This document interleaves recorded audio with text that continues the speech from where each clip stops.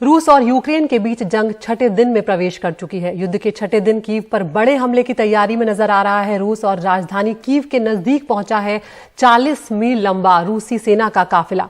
Ukraine का दावा यह है कि कल हमले के दौरान रूस ने बैन हो चुके थर्मोबैरिक हथियार वैक्यूम बम का इस्तेमाल किया है। विस्फोटक के लिए आसपास के ऑक्सीजन को यह बम जो है वो सोख लेता है। उधर यूक्रेन में कीव के स्टेशन पर फंसे हुए हैं भारतीय छात्र। लगातार कई परेशानियां उन्हें झेलनी पड़ रही है। कई बार उनका संपर्क नहीं हो पा रहा है। एम्बेसी के लोगों से बहुत मुश्किलें वो झेल रहे हैं। रेलगाड़ियों में नहीं चढ़ने देने की शिकायत भी भारतीय छात्रों ने की है। सभी भारतीयों को रेलवे स्टेशन पहुंचने के लिए एडवाइजरी जारी की गई थी, लेकिन जब वो स्टेशन पहुंचते हैं तो वहां पर उन्हें ट्रेनों में चढ़ने नहीं दिया जा रहा है।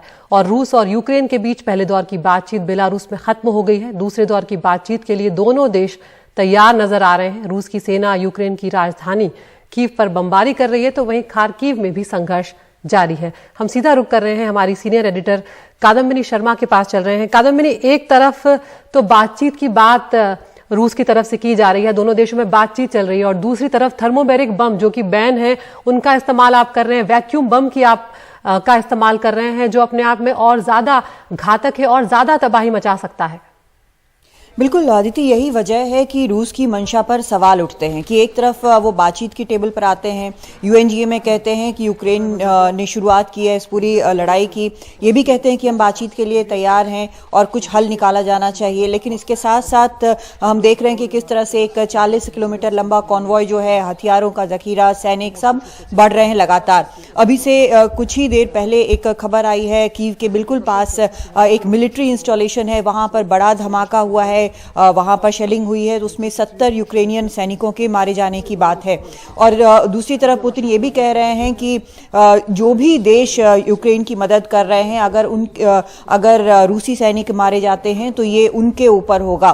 तो ये कई तरह की बातें रूस से निकलकर सामने आ रही हैं, लेकिन साथ ही वो बातचीत की भी टेबल पर बैठे हैं। लेकिन मंशा इससे सही नहीं लगती कि जब तक बातचीत हो रही है तब तक भी वो लड़ाई रोकना नहीं चाहते हैं। तो मंशा ये लग रही है कि जितना ज्यादा हो सके उतना ज्यादा टेरिटरी जो है वो हासिल कर लें, उतना ज्यादा अपर हैंड वो यूक्रेन में हासिल कर लें, ताकि जब वो निगोशिएटिंग टेबल पर बैठे तो वो एक डिक्टेट करने की स्थिति में हो कि हम ये तभी छोड़ेंगे जब आप ये कंडीशंस जो हैं वो पूरे करेंगे। तो मंशा जो है वो ये है कि किसी तरह से उसको एक कॉर्नर में कर दिया जाए यूक्रेन को, ताकि मजबूत स्थिति में रहे रूस निगोशिएट करने के लिए उन सब चीजों के लिए जो वो चाहता है। जो क्रीमिया रूस का हिस्सा है ये वो मनवाना चाहते हैं, वो चाहते हैं कि डीमिलिटराइज हो जाए यूक्रेन। तो ये सभी चीजें जो है वो उसकी कोशिश लग रही है कि जिस तरह से बड़ी संख्या में वहां पर कीव की तरफ बढ़ रही हैं रूस की सेनाएं।